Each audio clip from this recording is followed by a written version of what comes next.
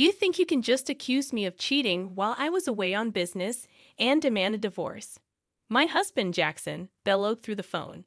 It should have been a jolting moment, but I knew better.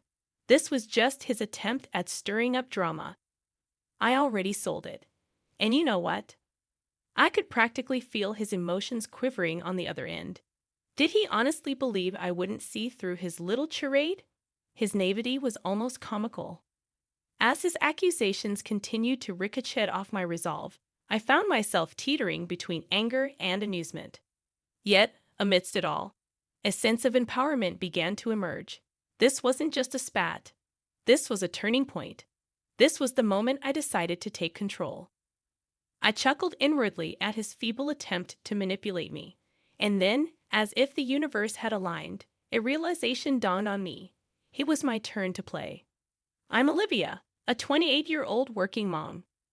Though I've held a steady job at a college store since I graduated from junior college at 20, Jackson's career trajectory has been less than stable. He's 2 years older, but when we first met 3 years ago, he was bouncing between jobs or sometimes doing nothing at all. He proposed to me hastily, but I set a condition. He needed to secure a stable job.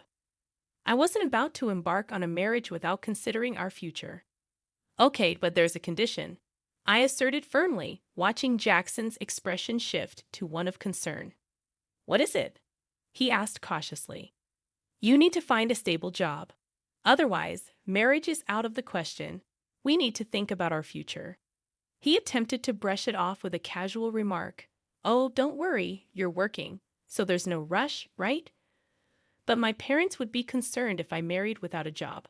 I'll find one before we tie the knot, he promised, sensing the seriousness in my tone.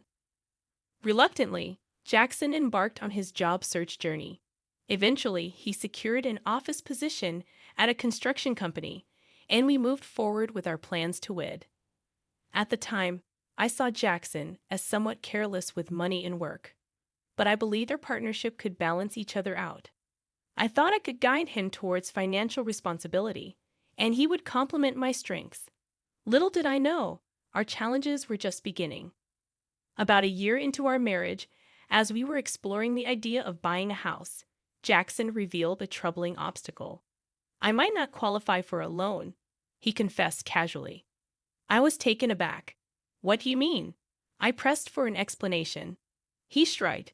Because I haven't been at my job long enough, I might need a guarantor for the loan. The only option would be my dad, but he's dealing with some serious gambling debts. He probably wouldn't be able to help.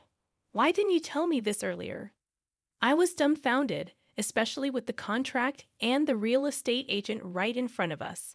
But Jackson, appearing unfazed, nonchalantly remarked, If we put the house in your name, it'll be fine, right?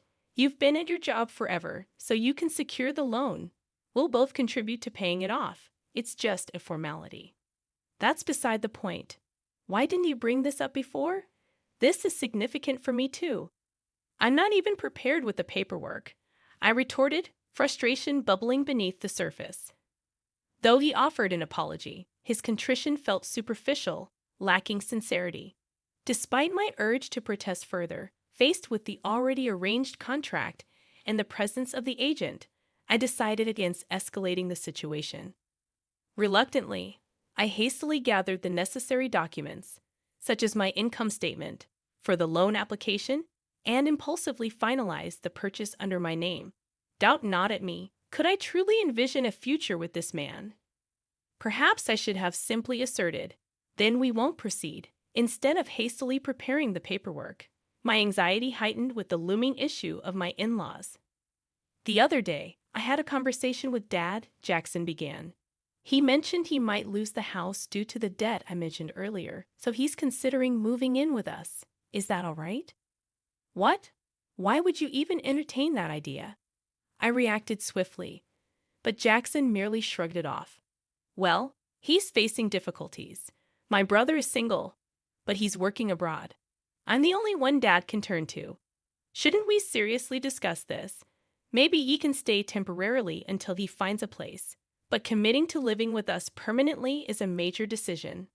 Jackson scowled. You just don't want him to stay, do you? If he moves in, we can divide the living expenses. You're always going on about money. You mean the money you never contribute? You promised we'd split the mortgage, but it's only coming out of my paycheck. You haven't given your share. In marriage, finances are shared. It's not just your money, it's ours. It's deducted from your account because the house is in your name. Stop being so self-centered, I exclaimed, frustration evident in my tone. But Jackson simply muttered, I hate discussing money, before storming out of the room. Such disputes became a regular occurrence. Every time, Jackson would brush off my concerns and eventually retreat. No resolution was ever reached.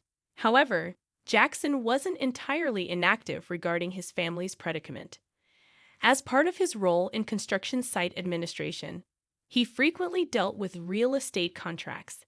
He often consulted a specific agency on how to secure the best price for selling his family's home and the necessary procedures involved.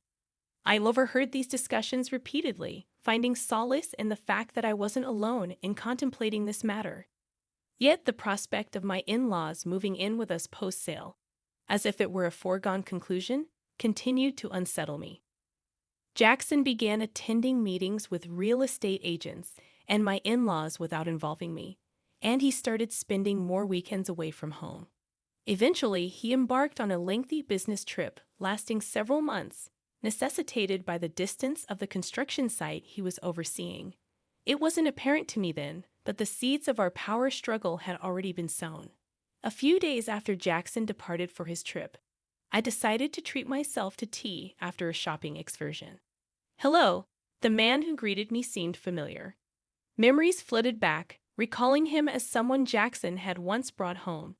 He worked at a real estate company, a young employee named Samuel, according to Jackson. Samuel had been with the company for less than a year. Ah, yes, I remember you. You visited our house before, right? Yes, I apologize for dropping by unannounced and even joining for a meal. My apologies. No need to worry. I should have been more welcoming. We ended up sharing tea together. Samuel was affable and appeared more level-headed than Jackson, despite his youth. As we conversed over tea, we found common ground and eventually bid each other farewell. At that moment, I couldn't fathom that this brief encounter would later be twisted into an accusation of infidelity. Yet that's precisely what happened when Jackson confronted me. You've been cheating on me while I was away, haven't you? We're getting a divorce. Give the house to my parents and leave. Immediately. Jackson's accusation hit me like a sledgehammer. In that moment, I couldn't help but wonder if the rumors were true. Jackson had evidently been spreading falsehoods, fabricating a narrative of my infidelity to justify his desire for divorce. And the bearer of this false tale was none other than Samuel, the man Jackson unjustly accused me of having an affair with. He showed up at my doorstep the day after our tea. I apologize for the sudden visit yesterday. Jackson asked me to reach out to you. Samuel confessed as he stood at my doorway. Shock and confusion washed over me, but I invited him inside, eager to hear his story. What he revealed left me stunned. Jackson had orchestrated a plan to frame me for infidelity, all in a bid to secure a divorce. Samuel was roped into fabricating evidence to support this scheme. There were two motives driving Jackson's deceitful agenda. Firstly, he coveted our house, fearing the potential loss of his parents-in-law's property. Jackson saw cohabiting with his parents as the easiest solution, but my resistance to the idea led him to devise a plan to oust me and claim the property. Secondly, Jackson was involved in an affair of his own, spending weekends with his mistress while pretending to discuss matters with my parents-in-law. His infatuation with her led him to view me, his wife, as an impediment. By framing me for infidelity, he hoped to secure both the house and compensation in the divorce settlement. Despite my perception of Jackson's lack of astuteness, his cunning nature in orchestrating such a devious plan was truly despicable. As I muttered my disdain, Samuel offered his apologies. However, I had no intention of aiding Jackson in his malicious scheme. I feigned cooperation, all the while plotting to turn the tables on him. Samuel, Leveraging his expertise in real estate, offered various suggestions. Eventually, he proposed a daring move. You should sell the house while Jackson is away on his trip. And so, when Jackson returned, bewildered by the news of the sale, I delivered the final blow. I know everything, Jackson. Samuel recorded everything, including your attempt to frame me for cheating with him. If we proceed with divorce, I can claim alimony and take you to court, I declared, relishing the shock that registered on Jackson's face. Why? Why? He stammered. But I wasn't finished. I had one last card to play. You might not have realized, but Samuel isn't just any new employee. He's the son of the company's CEO. I emphasized, incredulous at Jackson's obliviousness. Didn't you notice Samuel shares the same last name as the CEO? How did that escape your notice? I pressed, my frustration mounting. Well, Samuel's last name isn't exactly uncommon, Jackson attempted to rationalize. Are you serious right now? I couldn't believe his lack of awareness. Yes, I'm serious, Jackson replied, his shock palpable. The realization dawned on him slowly. Samuel's company was one of Jackson's most crucial clients, and they had played a significant role in handling his family's property matters. If news of this deceit reached the CEO, Jackson would undoubtedly find himself in hot water. In fact, Samuel had likely already reported the situation. Look, fine, I'll check it out. But if you're lying, I'll figure it out. Jackson relented before abruptly ending the call. It didn't take long for him to realize the gravity of his actions. Subsequently, the real estate company owned by Samuel's father refused to engage in any business dealings with Jackson or offer him advice regarding his family property. With my house sold, Jackson had no option but to return to his family home following his business trip. Fortunately, Samuel had assisted me in finding an affordable apartment, so I encountered no difficulties. As I initiated the divorce proceedings, Jackson persisted in reaching out to me. I'm sorry, Olivia. Please forgive me, he pleaded. It's too late for apologies now. You tried to manipulate me using someone else. Why should I believe anything you say? I countered. Don't say that. After our divorce, you can be with that other woman, right? That's what you wanted, isn't it? He suggested, attempting to deflect blame. Yeah, she had someone else she liked and dumped me. What a sorry tale. But just because of that, don't expect me to change my mind and come running back to you. I muttered as I ended the call with a heavy sigh. Despite not disclosing my current address to him in hopes of keeping him at bay, Jackson's incessant calls persisted. Each time he pleaded, please don't leave me. I'll change. I'll be a better husband. Yet I was weary of his hollow promises. Once the divorce is finalized, I'll delete his number, block him on WhatsApp, and sever ties completely. To make matters worse, even my mother-in-law reached out, begging, please, Olivia, we'll be lost without you. It's not me you wanted, it's the house, right? But there's no house left, I reminded her. It wasn't just about the house. We're not that heartless. Come back, and you'll understand, she implored. You wanted the money, didn't you? I shot back, frustration seeping into my voice. That's not true. You're being unfair. You attempted to coerce me into living with you, and when I refused, Jackson resorted to deceit to gain leverage in the divorce. I can't trust someone who resorts to such tactics, I asserted firmly. It's obvious you're only interested in money. I continued to rebuff their pleas. Then my father-in-law called, his tone dripping with arrogance. Isn't it your duty as a daughter-in-law to assist my wife a little? Are you seriously refusing? Isn't all of this a consequence of the debts you've accumulated? I countered, my resolve unwavering. In response, his voice on the phone grew so loud that it hurt my ears. You heartless woman. Abandoning your mother-in-law in her time of need and shifting blame onto her. I'll teach you a lesson, you wicked woman. With that, I ended the call, shaken but determined. Armed with the recorded audio, I sought counsel from my lawyer. As it transpired, my father-in-law's words constituted a threat.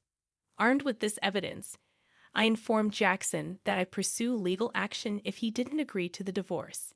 In a panic, Jackson reluctantly consented to the divorce. Finally, I was free from the clutches of that outrageous family. After the divorce, Jackson's reputation at work suffered, leading to a loss of trust and diminished responsibilities. Additionally, the unresolved debt forced him to sell his family home at a steep discount. Now, he resides in a modest apartment with his parents, grappling with a reduced salary and the burden of supporting his family. To compound his challenges, he is obligated to pay me alimony. Learning about Jackson's struggles firsthand from Samuel, who remained a confidant, I discovered an opportunity to leverage my customer service skills from my previous role at a clothing store. Samuel, now working in the HR department of a real estate company, recommended me for a position that required strong communication abilities.